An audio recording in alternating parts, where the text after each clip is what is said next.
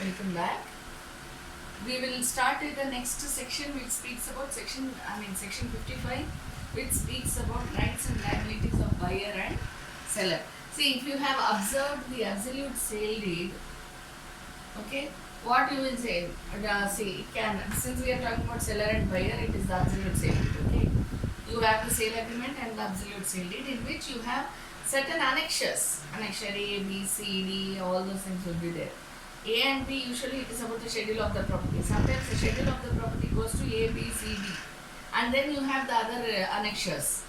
Especially those who are living in cities will know. Because the absolute sale deed of the apartments are like that. Right? So when we are talking about rights and liabilities of buyer and seller, whatever are the rights and liabilities given, duties and liabilities given under the Transfer of Properties Act are those which have been given in the absolute sale deed. The same thing is reflected in the absolute sale deed and the sale agreement with a little more changes. Few alterations are always there, right? So that is what we will be reading in section 55. Talks about the rights and liabilities of the buyer and seller. Okay, now we will just go through this so that I can explain to you as and when we go through each point. Okay, now the seller, what are the duties of the seller? That is what is first given in the textbook, in the Bare Act. Duties of the seller.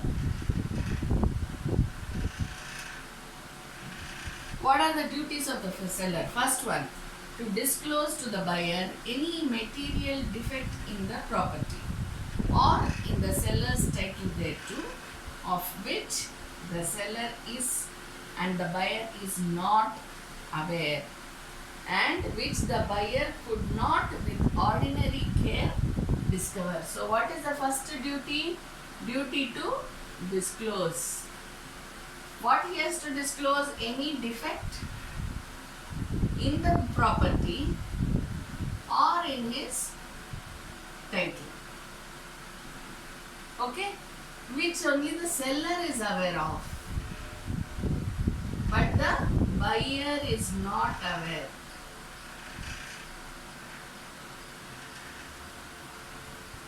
And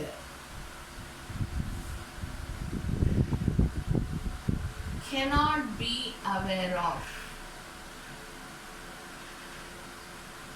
despite the ordinary care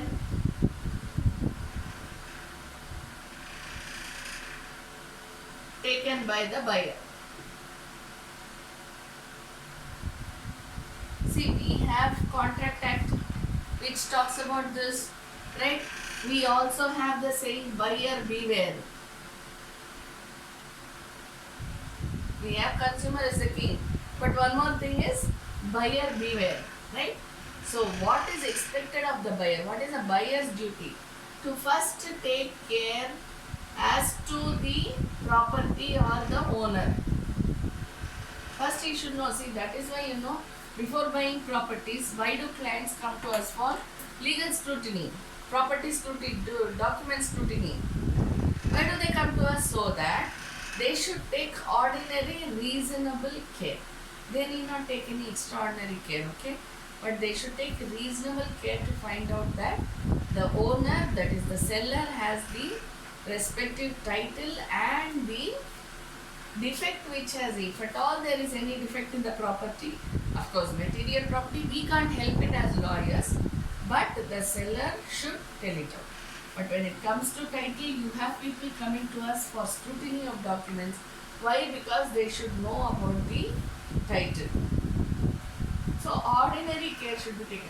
See, if this ordinary care is not taken and the buyer later finds out some defect in the title, which he should have. Some people have this habit, no, all the papers are in order, I know it. And then they go buy a property and then they start crying over spilt milk. Why is it so?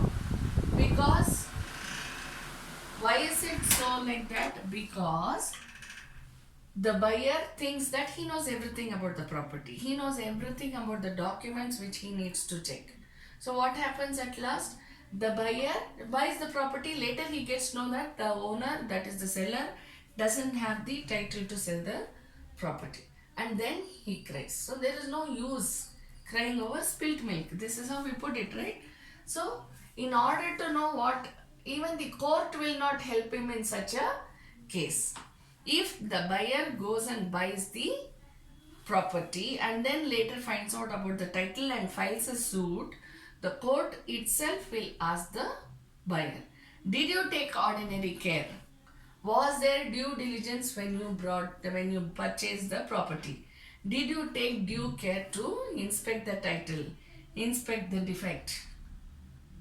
And then if he says, no, I didn't know this, I thought everything is alright. See, there is absolute sale deed, there is sale agreement, there is kata, everything is there, so I thought it is okay. No, that is not the way, okay? So ordinary care should be taken by the buyer. If he does not take the ordinary care, then he is liable. That's a different part. But now what are we talking about? The seller has the duty to disclose what? The material defect, as well as if there is any defect in the title, which he knows but the buyer doesn't know. Despite, it is not the buyer doesn't know. No buyer will know what is happening with the seller or his property. Despite the ordinary care which should be taken by the buyer. Okay. Then number 2, to produce to the buyer on his request for examination all documents of title relating to the property which are in the seller's possession or power. So what is the next one? To hand over the documents to the buyer. For what? For scrutiny. This is what everybody does. Right? Third one.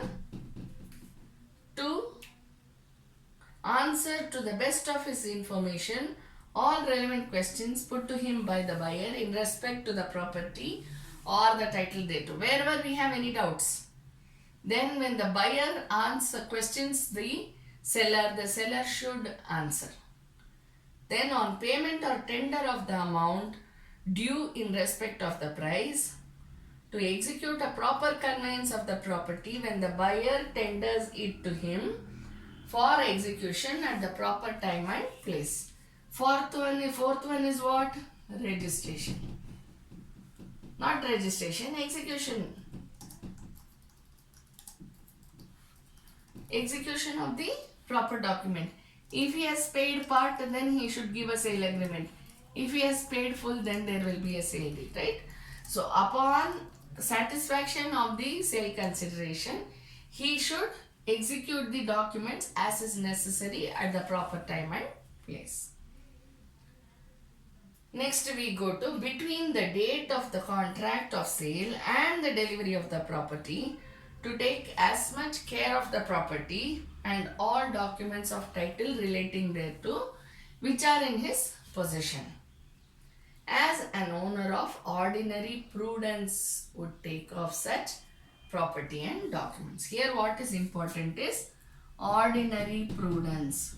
See, he need not take any extraordinary care, but he cannot afford to keep the papers outside on the balcony so that it will just fly away, or on the veranda so that the dogs take it and go away. Not like that. They should take ordinary prudence. It doesn't mean that it should be against theft. Where there is a theft, then the liability does not fall on the seller. If he has taken due care that the documents have been kept inside a bureau or probably inside a table drawer, whatever it is. Understand? So ordinary prudence should be used and ordinary care should be taken by the seller to maintain safely all the documents relating to the property when from the date of execution of the document up to the date of giving of possession to the buyer. Okay. The next one, to give on being so required the buyer or such person as he directs such possession of the property as its nature admits. Now, this is nothing but giving possession. See, the seller, once he sells the property, cannot hold on to it, saying that no, I'll be in possession, it's okay. No. What should the seller do? He should give the possession to the buyer. Okay? He should give possession to the buyer or his agent or his authorized agent. Buyer or his authorized agent. Okay? Give possession of the property to the buyer or his agent as the nature of the property, as the nature admits.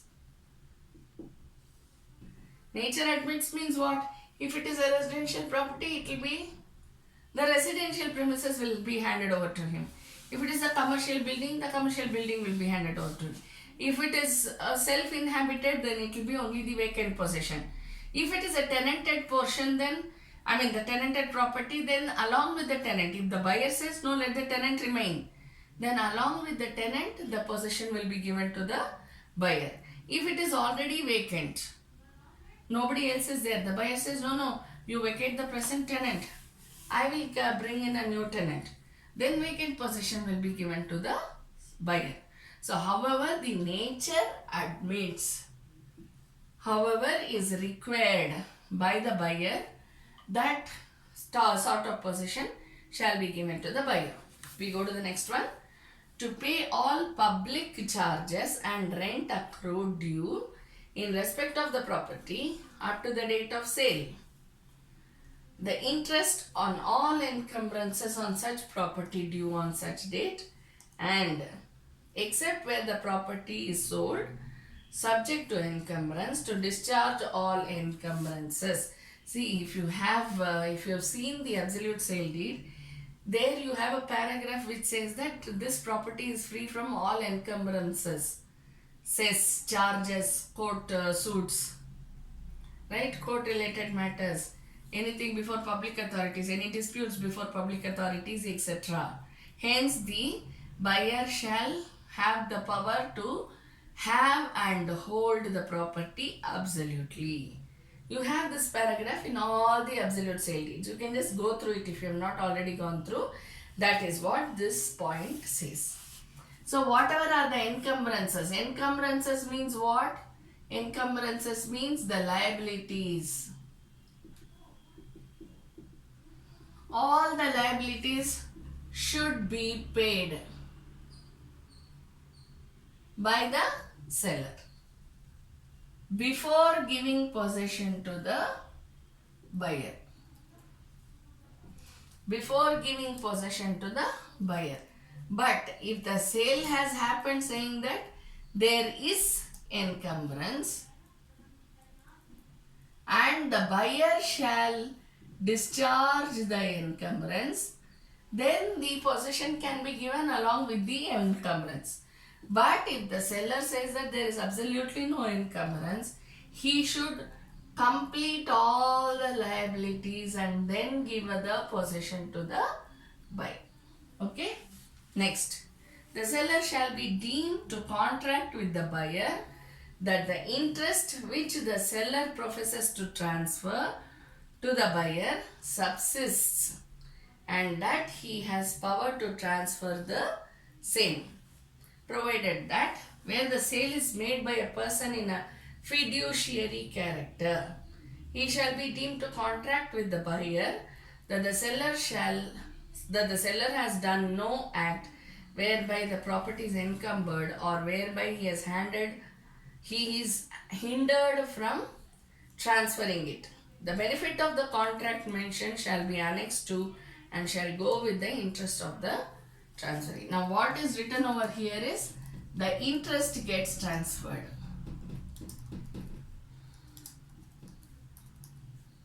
This point talks about transfer of interest. Which transfer shall be which interest shall be transferred? The one which belongs to the seller as the owner. That shall be transferred to the buyer. Okay, provided where the sale is made by a person in a fiduciary character. Fiduciary means what? Principal agent, am I right? See, when I say principal and agent, we are not getting into agency agreements over here. What we are getting into is the power of attorney. Right? So, if it is given in the power of attorney, it is by way of power of attorney, and the power of attorney holder is the one who gives the interest transfer to the seller, buyer.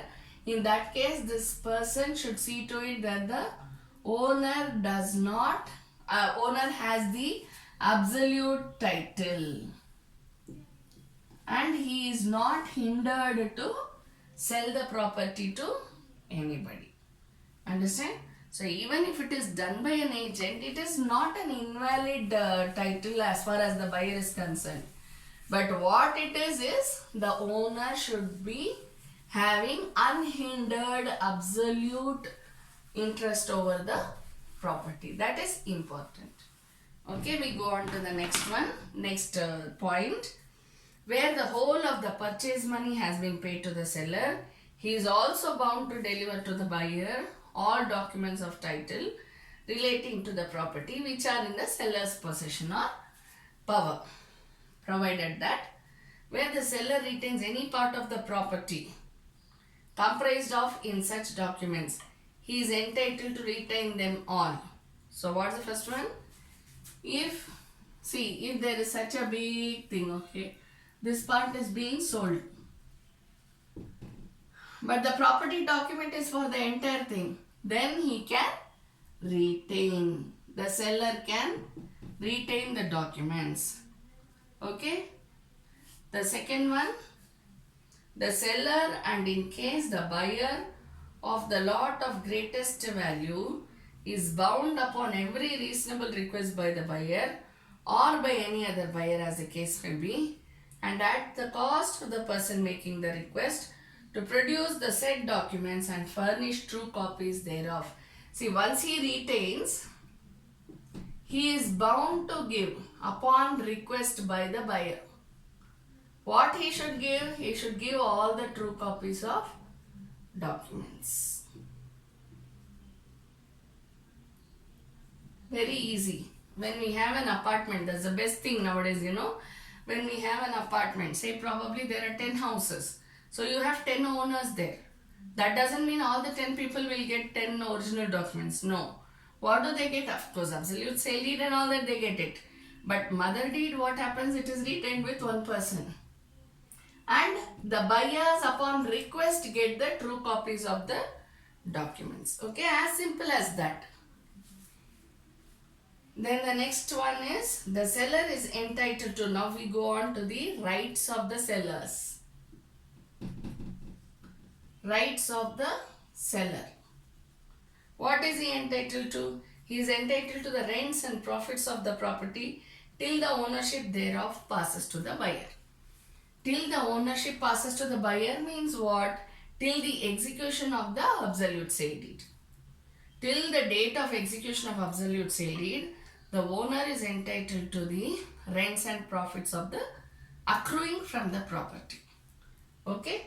Next one, where the ownership of the property has passed to the buyer before payment of the whole of the purchase money to a charge upon the property in the hands of the buyer for the amount of the purchase money or any part thereof remaining unpaid and for the interest of such amount or part from the date of which the possession has been delivered. So what?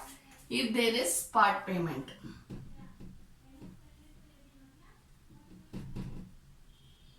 If there is part payment by buyer, but what has happened? Possession has already passed on to the buyer. Then what will the seller have? Seller will have a right to charge the property. He will have a charge over the property. That means what?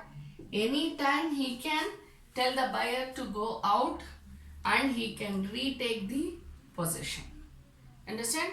Or even if he is giving the possession to the buyer, he can ask for the losses which can be incurred, which have been incurred due to the buyer's possession. So whatever it is, if the only part payment has been done by the buyer, but the possession is with the buyer, then the seller has the charge over the property.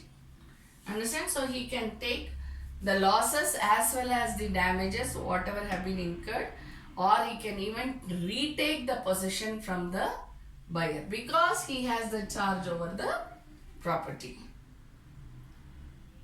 Okay, so these are the rights of the seller. Then we go on to the duties of the buyer.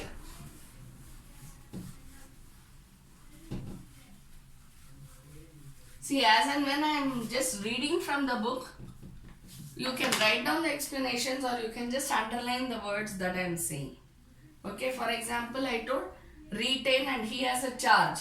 So if you have the Bare Act in front of you, you can just underline the word charge. Okay, so that you will remember what are all the important words which you should write in your mains exam. That's it. Now we go to the duties of the buyer. The duty of the buyer to disclose to the seller any fact as to the nature or extent of the seller's interest in the property of which the buyer is aware, but of which he has reason to believe that the seller is not aware, and which materially increases the value of such interest. Just like how the seller should inform the buyer of any facts that he is not aware, same way buyer also should disclose certain facts which the seller may not be aware. Okay, but which shall increase the interest of the seller in the property.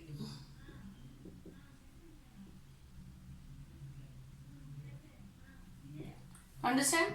So this has to be disclosed by the buyer. What is the second one? To pay or tender at the time and place of completing the sale the purchase money to the seller or such person as he directs, provided that where the property is sold free from encumbrances, the buyer may retain out of the purchase money the amount of any encumbrance on the property existing at the time. Okay. So what is the second duty? He has to pay the whole amount. But what can he do? See, where he has to pay the whole consideration where it is free from encumbrance.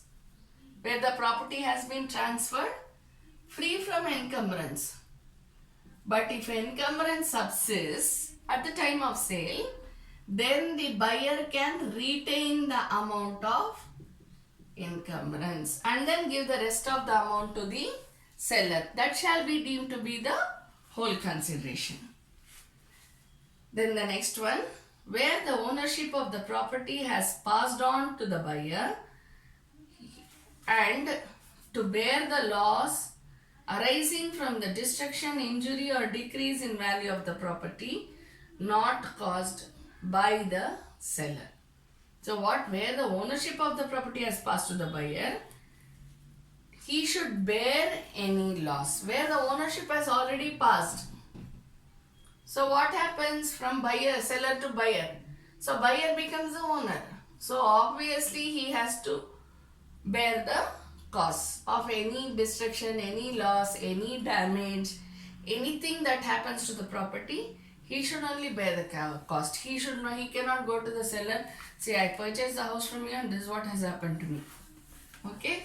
Then next one, where the ownership of the property has passed to the buyer as between himself and the seller to pay all public charges and rent which may become payable in respect of the property.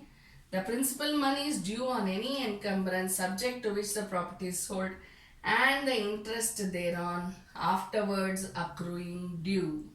What does this speak about? Just like how we spoke about the seller, what all he should do, same way we have here the buyer.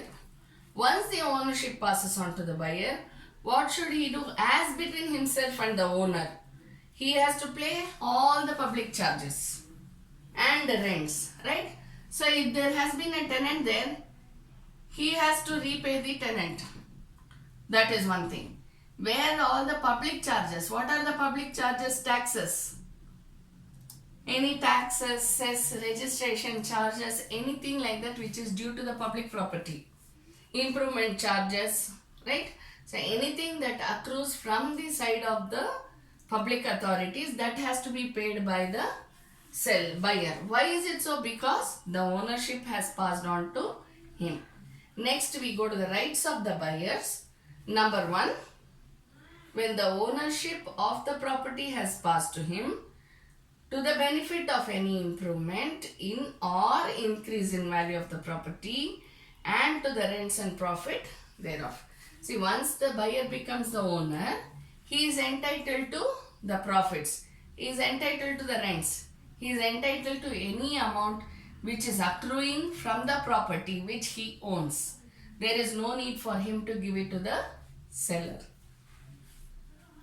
The next one, unless he has improperly declined to accept delivery of the property to a charge on the property as against the seller and all persons claiming under him to the extent of the seller's interest in the property for the amount of any purchase money properly paid by the buyer in anticipation of delivery, and for interest on such amount, and when he properly declines to accept the delivery, also for the earnest if any, and for the cost if any awarded to him. That is how you have the suit for damages.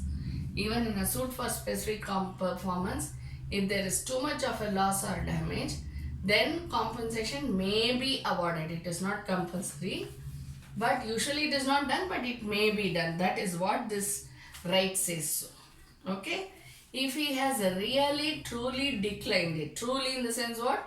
If he has earnestly declined it in a proper manner, then he is entitled to all the costs, damages, earnest money, the principal amount which he has paid, everything he is entitled to get it back. Okay. See, if he has done his performance, but the seller has not done his performance, then he is entitled to all this. Or if he has declined to accept the sale in a proper manner, not just like that he keeps quiet and then he thinks the seller will know that I have declined it. No, if he declines in a proper manner, even then he shall get all the benefits from the seller. Understand? So these are the rights and duties of the seller and buyer. Thank you.